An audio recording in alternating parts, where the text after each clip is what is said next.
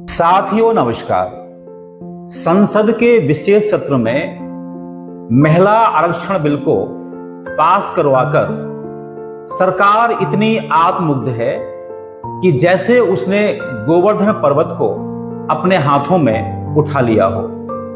बाकी जो प्रतिपक्ष है उसके सभी दल अपनी अपनी स्तुति करने में आत्ममुग्ध हैं, जैसे कि ग्वालों की तरह उनकी ही लाठी से गोवर्धन को उठाया गया है।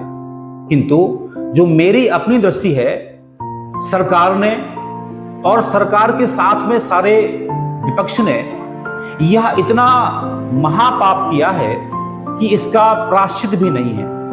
मैं यह बात इसलिए कह रहा हूं, आपको सुनकर आश्चर्य हो रहा होगा, जो पाप हमारे संविधान निर्माताओं ने हमारे संविधान में रिजर्वेशन शब्द जोड़कर किया था, उसका प्रायश्चित आज भी नहीं है। ठीक वैसा ही महापाप यह आज हो गया है।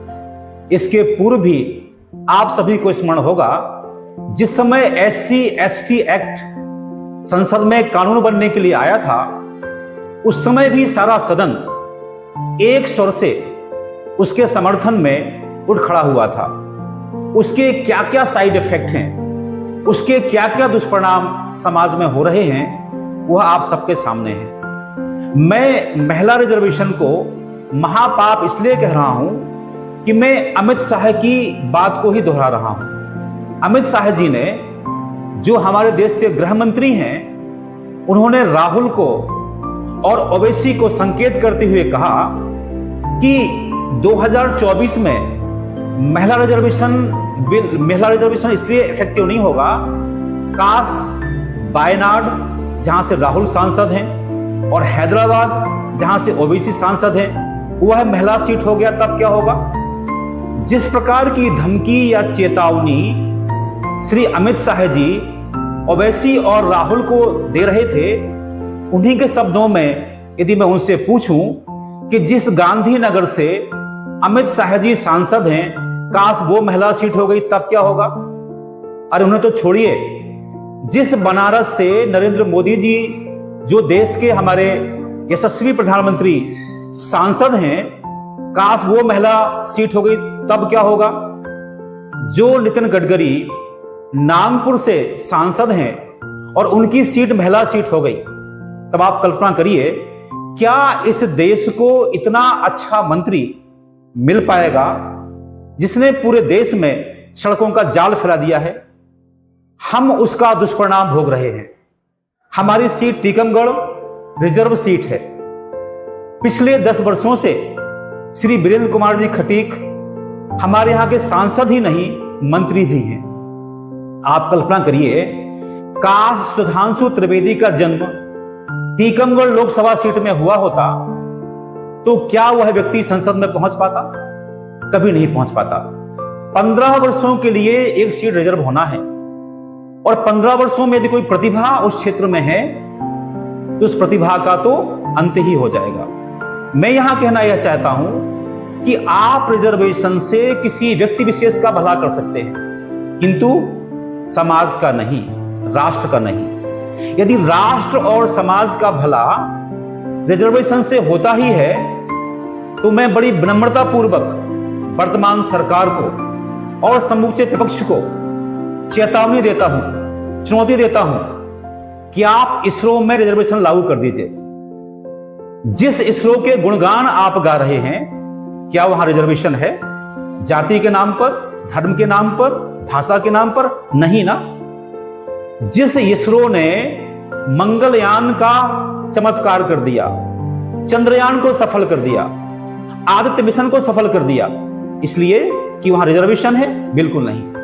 वहां भी बहुत बड़ी संख्या में महिलाएं काम कर रही हैं, और जो महिलाएं वर्तमान में हमारे इसरो में काम कर रही हैं, वह किसी रिजर्वेशन की बैसाखी से चढ़कर नहीं गई हैं।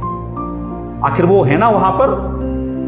जो वर्तमान में हमारे देश की वित्त मंत्री हैं, वह कौन से रिजर्वेशन से गई हैं? स्मृति ईरानी को कौन सा रिजर्वेशन मिला है?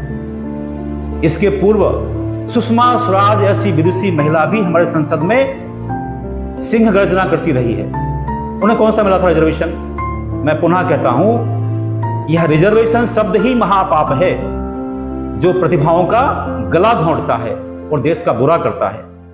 आज जो लोग रिजर्वेशन के नाम पर नाचे नाचे घूम रहे हैं, मैं बड़ी विनम्रतापूर्वक कहता हूं, आज नहीं तो कल वे सब पछताएंगे। इसका अभिप्राय यह नहीं है कि मैं महिलाओं का विरोधी हूं। आवश्यकता इस बात की है कि हमें हमारी मातृशक्ति को आगे बढ़ाना चाहिए।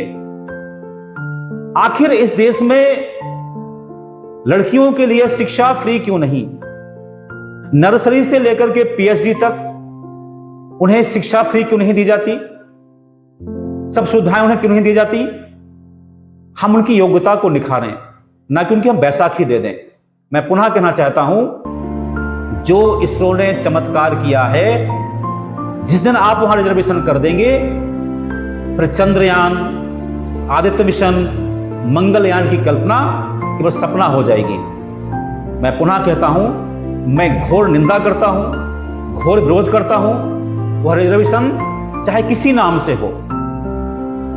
यदि किसी में योग्यता है, वह किसी जाति का हो, धर्म का हो, भाषा का हो, उससे आगे बढ़ना चाहिए। वह देश का नागरिक है ना।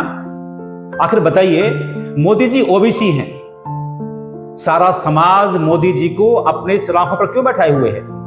इसलिए कि वो पिछड़े वर्ग के हैं? नहीं, मोदी एक योग्य व्यक्ति हैं, उनकी प्रतिभा ने उन्हें इतनी सारी शोहरत दी हुई है। तो मैं विनम्रता पूर्वक कहता हूं सभी से, प्लीज इस रिजर्वेशन के जो महापाप को जो दिन बढ़ता जा रहा है इस देश पर, अंततः इस देश के लिए बहुत बड़ा अभिशाप सिद्ध होगा।